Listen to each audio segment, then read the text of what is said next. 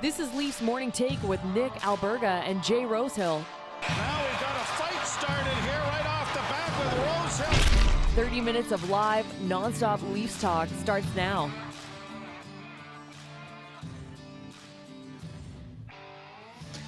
What's good? Happy Wednesday, presented by PointsBet Canada and Montana's. It's the Wednesday edition of Leafs Morning Take. Nick Alberga and Jay Rosehill back in the mix as we get set for the Leafs and the New York Rangers game 2 of 5 on this homestand tonight. Rosie, what's up, bud? Not too much, man. Getting ready for a big game tonight. One of those days where we're just waiting for a game to happen, right? Yeah, so my producer brain is always working. I've been telling you guys behind the scenes, I've been dealing with a bug for the last 24 hours and tossing and turning all of last night. It came to mind. Do you remember a time where you had to drop a moose during a game or a teammate who had to go? And what's the protocol with a coach if that happens? Like, if we do recall earlier this season, there was a funny episode between Daryl Sutter and Jonathan Huberdeau where he pretty much just told the media, yeah, you had to go to the washroom. He's probably lying, but like, you'd be surprised. That probably happens more than we think, right? It does. I've had a guy in junior who would just take a leak in his gear and then just wash it. And it just blew my mind. I'm like, how is the rest of your life in that gear after taking a leak in it, in your cup and your undergear and all that? It's pretty gross. But just thinking back to like coaches on the bench and whatnot, especially if the game's not going right and he's mixing up lines or doing something different and he just looks down at the trainers and goes, where the hell is so-and-so? And then he'll be like, he's taking a crap. And then he'll be like, he's what? And just losing his mind. But stuff happens just like anything else in the world, man. You drive enough coffees in you before the game and whatnot, and Mother Nature gets to you.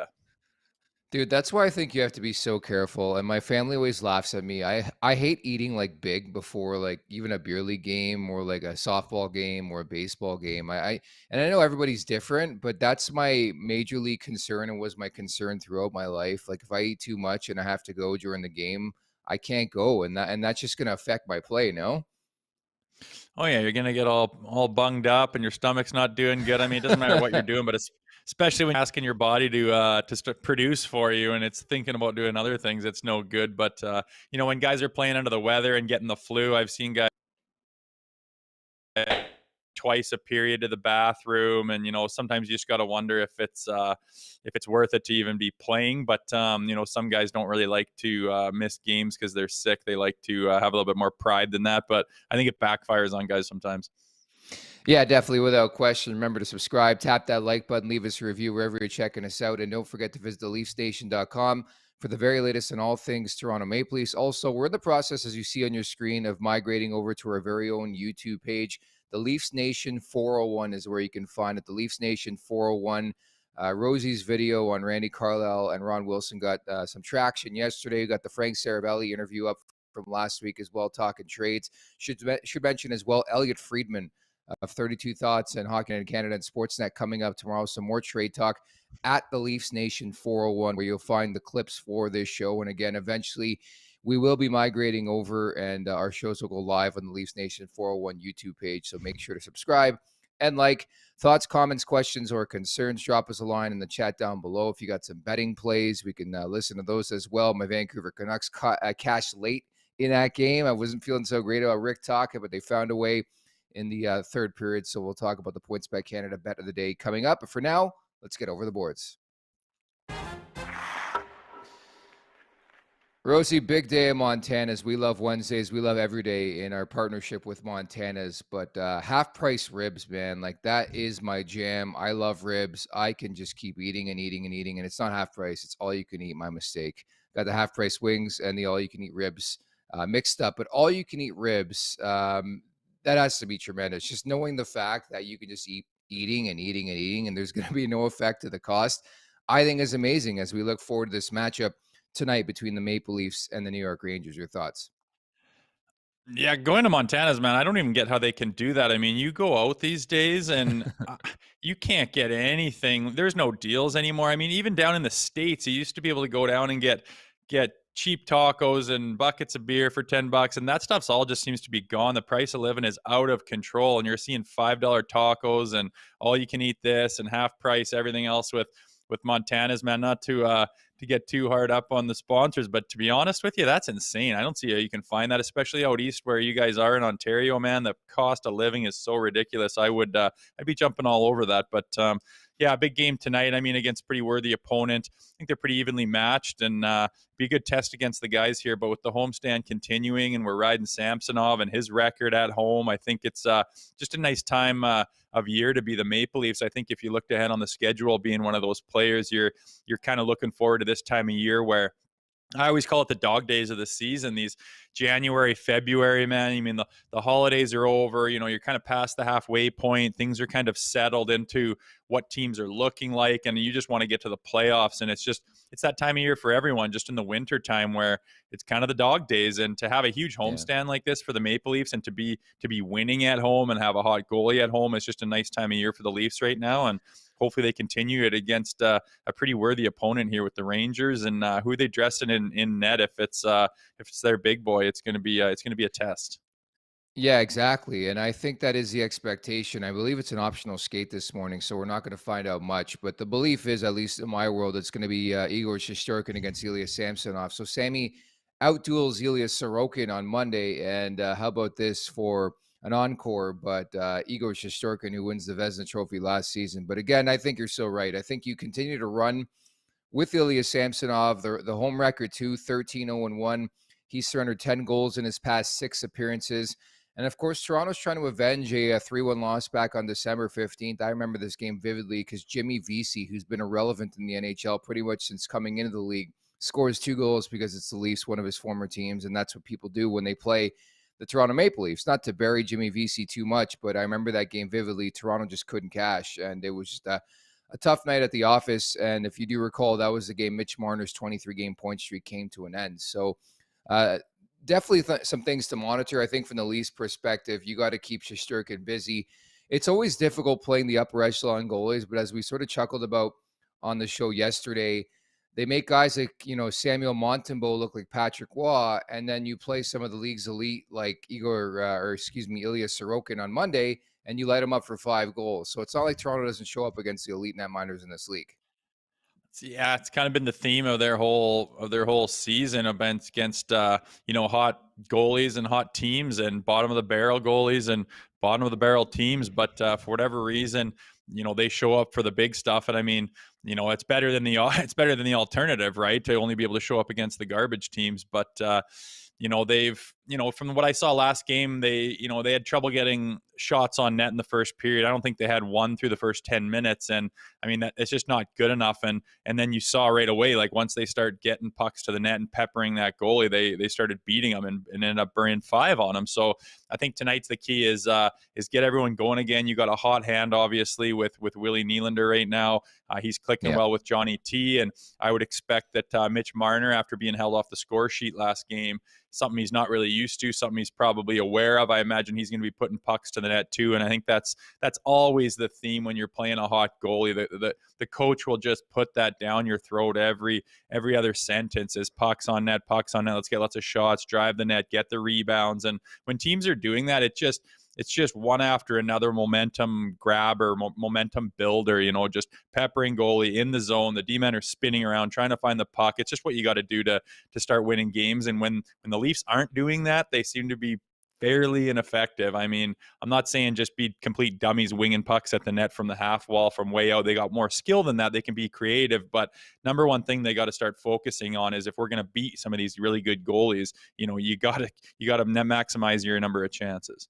I was going to say, coincidentally enough, so I mentioned Marner, the 23-game point streak ended against the Rangers back on December 15th. Well, his 20-game home point streak ended on Monday as well against the New York Islanders. So when we were mulling over who to play for the PointsBet Canada Bet of the Day, certainly Marner's name came to mind, but I don't think I'm going with him, by the way. But I do forecast a big game, because you look at Marner's body of work. Very seldom does he go multiple games without a point. Knock on wood. Hopefully that doesn't happen tonight. But he's had an exceptional season, and I expect a bit of a bounce back. Not that he wasn't good the other night, but that's the expectation for me. So off that point, does Sheldon Keefe, in your opinion, go back to what worked in the second and third period on Monday, and that was reuniting the big boys there in the top 6? Yeah, 100%. They found something there. I mean, they were flat. They're coming off a tough loss, and the first period did not go their way. And credit to them for finding something. I mean, that's huge when you're spinning your wheels, and all of a sudden you find some fire in a bottle, which is what they really got, especially with the Nylander line there. So 100% they'll be back with that. I would be absolutely shocked on what the rationalization is to go away from something that works. But Yeah. I always wonder, if these guys are hyper competitive guys, and I know they all get along, and Team Chem is huge, and I believe that these guys all support each other 100%. But when Mitch Marner is sitting there, and these guys like the spotlight, they want to score all those goals, they want the media to be talking about them because it means they're doing their job, and they like to be studs. They got those kind of egos, and they're hyper competitive guys. And when Nylander takes the spotlight, and Marner, kind of the only thing to mention about him in a game is that he lost a streak or something, you got to think that those competitive juices kind of jump in a little bit, and he's going to say, hey, I'd like to take the spotlight over again. And that only breeds healthy competition within a team. And I mean, I think if that's going on even a little bit, you can see why this top six has been so on fire this year. So I would look for Mitch Marner and Austin Matthews to kick it up here, and maybe Bunce chips in a little bit, but I think you're going to see a little bit more, even if you can ask that out of that top line here tonight. And then I don't think really you can expect anything as much as Nylander and Johnny T were doing, but I expect them to still have some chemistry going, and them to continue on what they started their last game. It's all about the hunger, right? And I think keeping motivated in an 82 game slate is difficult. To your point earlier on, it has to be seeping in for these guys that they're 4 games away from a 9-day break with the All-Star break and the bye week. And certainly, I think you play a bit more looser. So certainly want to see what the Leafs have in moving forward. 4 more games on this 5-game homestand. Speaking of which, you see it on your screen right there. Bottom 6 upgrade. So Joey Anderson recalled. Again, we don't really know what the lines are going to look at tonight. Optional skate this morning for the Leafs in anticipation of this game with the New York Rangers. But do you feel like the Leafs have been setting the table for an Engvall or a Kerfoot move at the deadline, just with how many guys they filtered in their bottom 6? Bobby McMahon, McMahon, Holmberg, Zach Aston Reese, Kerfoot, Engvall, Kampf, Simmons, Dryden Hunt, I would throw into that conversation. There's been a lot of looks in the last 2 months. Yeah, big time. It's like hard to keep up with, and they're trying to find some chem with something. They're asking someone to step up and be a big deal. And I've been waiting for Kerfoot and Engvall to step up kind of all season. I want one of those guys to be one of those dominant third line player kind of things where you can rely on them for some pretty heavy secondary scoring. And I mean, you can't find a team that wins the Stanley Cup that doesn't have that. You got guys that really step up and play outside of their salary cap and their cap hit. And I mean, you need that to go deep in the playoffs, guys, to really outshine, what they're worth. And hence why it's so difficult to stay on top in this game's salary cap, because once a guy does that, he's gonna have to get paid, unless you got a guy really outshining on a long-term contract. I mean, you can milk that guy for a few years, but it seems like these guys really aren't stepping up yet. And if they can get some value for an Engvall or a Kerfoot or something, or even just bring someone else in to just get some depth on the final 4, or on the bottom 6. Sorry, it seems like they're lacking that. I mean, I know we'd like to have a stud D-man, round out our defense a little bit more. We'd obviously love to see Morgan Riley kind of playing up to his potential a little bit better. But when I look at the bottom 6, it would be nice to round something off with like a kind of a stud depth guy that can really help us out in the playoffs. Yeah, very similar, I would say, to like Arturi Lehkonen, right? Going from Montreal to Colorado at last year's deadline, and then they go on to win the Stanley Cup, and now he's in the top 6. To that point, I would say like a middle 6 guy is probably what I would be after if I had to put a priority list together. Like an upgrade on Kerfoot or Yarncroke, pretty much. I don't know who that is right now. We've bandied some names around over the last little while. Ryan O'Reilly, Frankie Vetrano, but is he really an upgrade? Like, they got to do some digging and some searching here, but I do think you make a respectable point in the fact that your bottom 6 needs to be something that maybe puts you over the top, if you can believe even saying that, because you have those big boys in the top 6. But oftentimes in the Stanley Cup playoffs, just look at that matchup with Tampa, Brandon Hagel and Nick Paul. Those type of players, right, need to score those big goals. Big time. And a good example, on the Lightning there, they just seem so famous for having that depth and guys step up. And I mean, yeah, you can win a game, in the playoffs 4-3. And I mean, whoever, take your pick, Marner or Nylander or Johnny T or Matthews is going to step up, but you can't expect those guys to get everything. You're going to get that Paul to take, that one goal, to get that second goal, after a bump up shift, after a big penalty kill. And, that's the chip in that you need in the playoffs. That's going to get you over that hump. You just can't really rely on your top two lines 100%, because we've seen in the past, they try to do that and it doesn't pan out. Sometimes the guy might not have a night, and that could be game 7, or that could be, the split at home, or whatever the case is. Every game, every goal is so important in the playoffs. You just want to be so well-rounded where you can get a little bit of chip in from every single guy. And I just worry that their depth isn't quite at that point yet, although Yarncroke has stepped up well and seemed to do good. I feel like Engvall's got potential, but just doesn't play the way he needs to, especially in the playoffs. I think he's going to be more timid than anything. And, you'd like Kerfoot to break out here, but we're still waiting. Yeah, definitely. And that's something to monitor as we get closer and closer to the March 3rd trade deadline. Again, a reminder, Elliot Friedman of 32 Thoughts, Sportsnet Hockey Night in Canada, will drop by tomorrow. And again, we're going to dive headfirst again into the trade conversation. I did that with Frank last week on Friday, and it stemmed a lot of conversation. Keep those coming, by the way, in the chat. But I'm just really, really intrigued in this type of setting, this type of format. A lame duck season, if you will, for Kyle Dubas, contract on the line. What are they going to do? Because oftentimes the big trade usually doesn't work out, right? So what do they feel they need to add to this puzzle to put this team over the top, not only in the first period or in the first round, but also moving forward in the Stanley Cup playoffs, which leads us to the Atlantic Division Roundup. We try to do it once a week, usually on Wednesdays. So here it is. I'm looking forward, first and foremost, to Boston and Tampa. They're getting together tomorrow night at NYR Arena in Tampa. I do think it's a big measuring stick game for the Bolts. Boston's just ridiculous, man. 34-5-4. They beat the Montreal Canadiens last night. They cover the goal and a half late. I mean, just a betting nightmare in that game. So I'm looking forward to that one. And the Leafs are 5 points up on Tampa, who beat Minnesota yesterday. So that race is on. Like, we pretty much know it's going to be Toronto and Tampa in the first round, but who's going to get home ice, Rosie?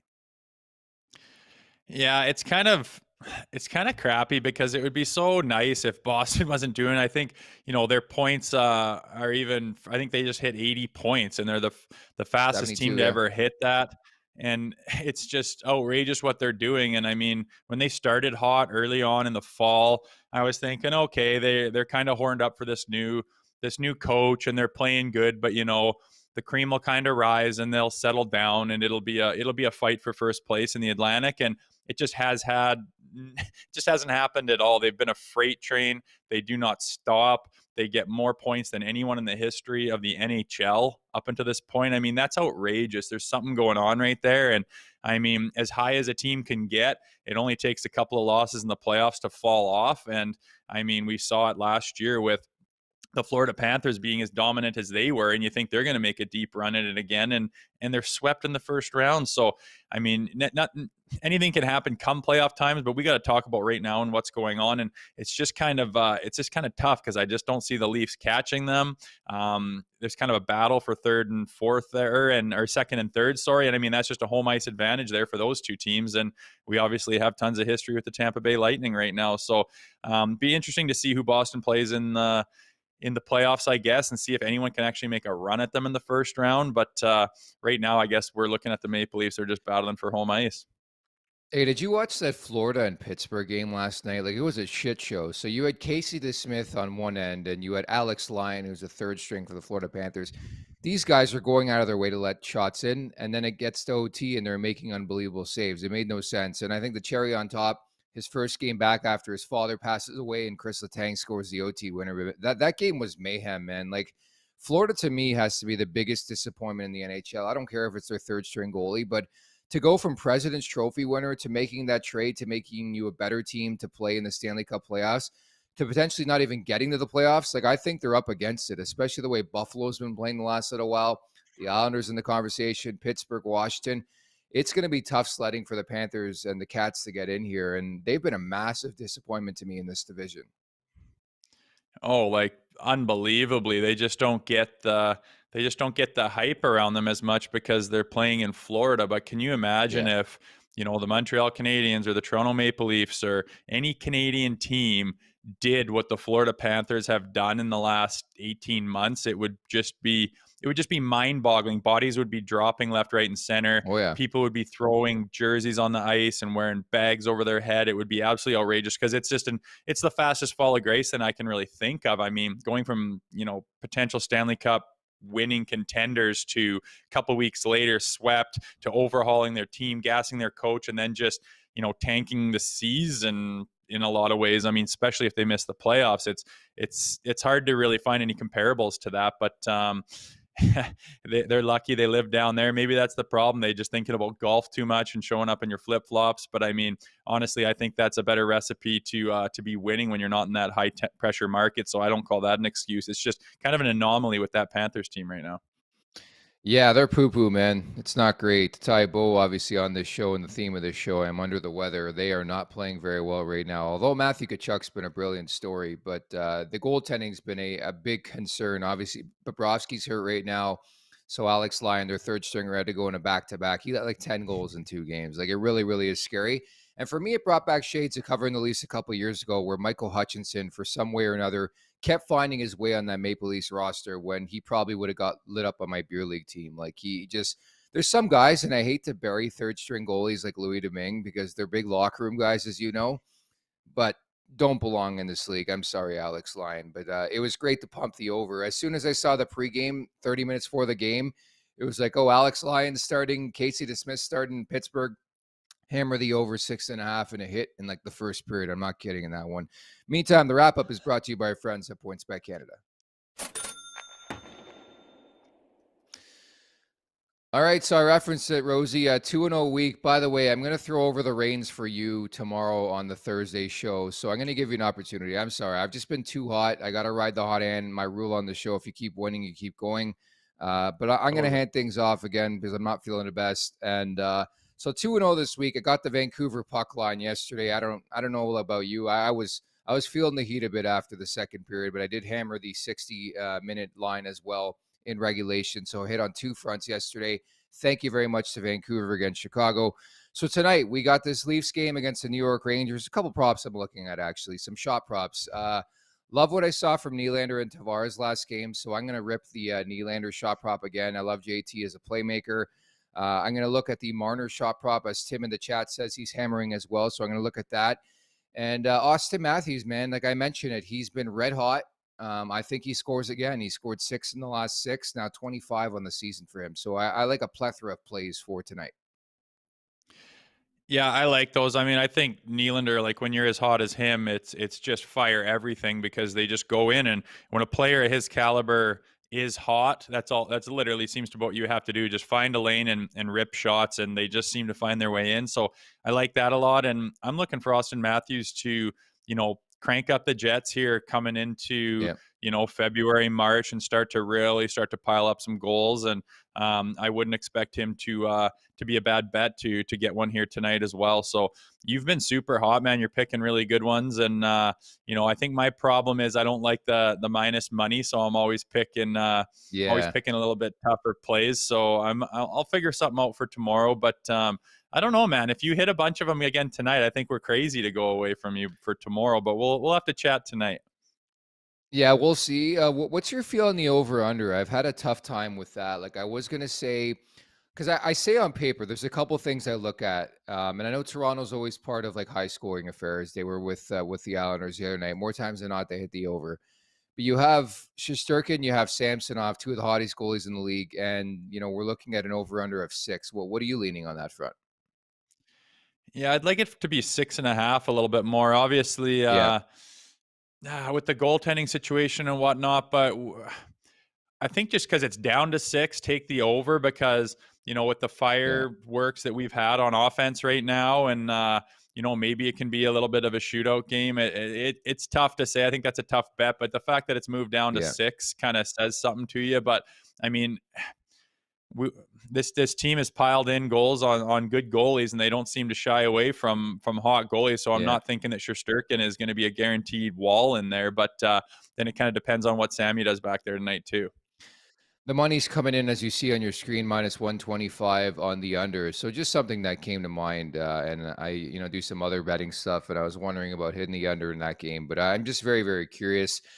Tim York, as mentioned, writes in, play Marner on the shot prop tonight over 2.5. I'm going to back you on that run. Rick writes in, I trust Anne Murray in net over Matt. I don't know why we got to shit talk Matt Murray right now. Just carving in the chat. Poor Anne Murray too. Yeah, poor Anne Murray to be compared to Matt Murray. Tim's writing, Murray is showing as expected right now in net. Yeah, I wouldn't put too much stock into that. That is producer Alex texted me. That is a lot of shit talking. I do agree completely on Anne Murray, but I thought that was hilarious. We'll see who starts.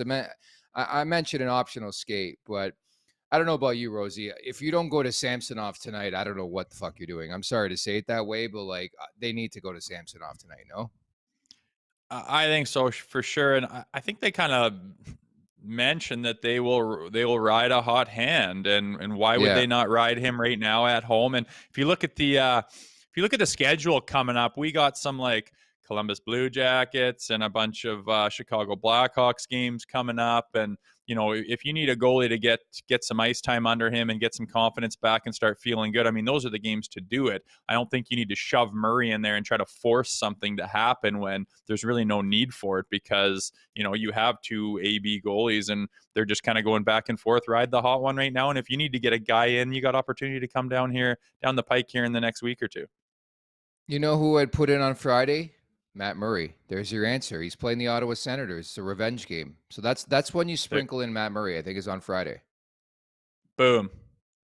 There you go. There's the answer right now. As Toronto 6-3-2 here in the month of January. We look forward to this one. The New York Rangers, the Toronto Maple Leafs, and Scotiabank Arena.